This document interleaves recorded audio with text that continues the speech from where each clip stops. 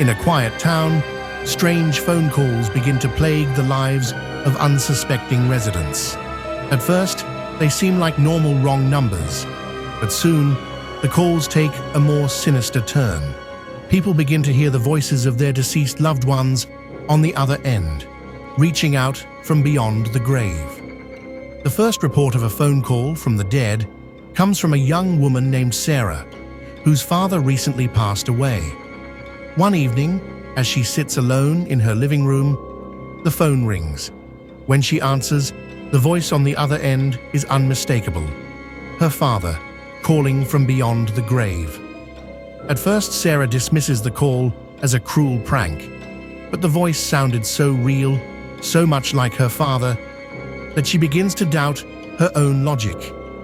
Over the next few days, she receives more calls. Each time, the voice becomes clearer, as though her father is growing closer to her. Soon, Sarah is not the only one experiencing these strange calls. Other residents of the town begin to report similar incidents. Each person receives a call from a loved one who has passed away, and the messages they receive are unsettling, sometimes warnings, sometimes cryptic riddles that make no sense.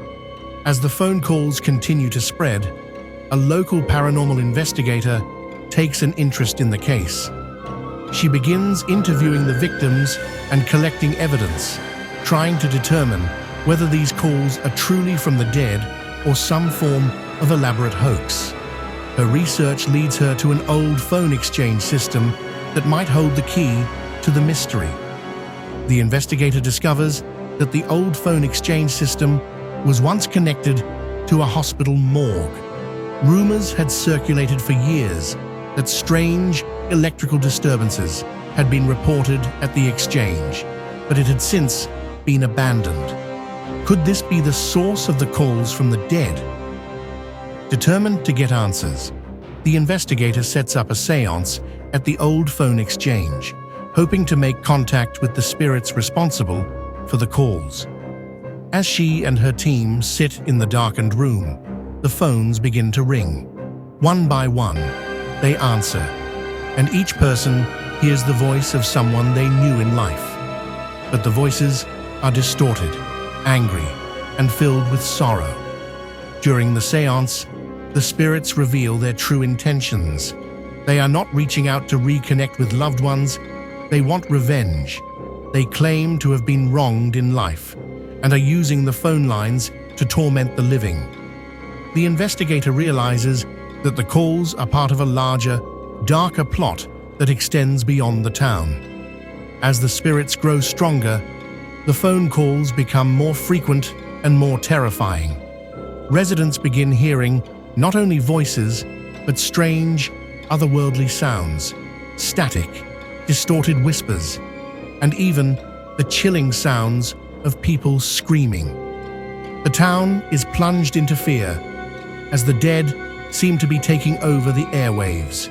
Desperate to end the haunting, the town's residents begin disconnecting their phones and destroying the old phone lines.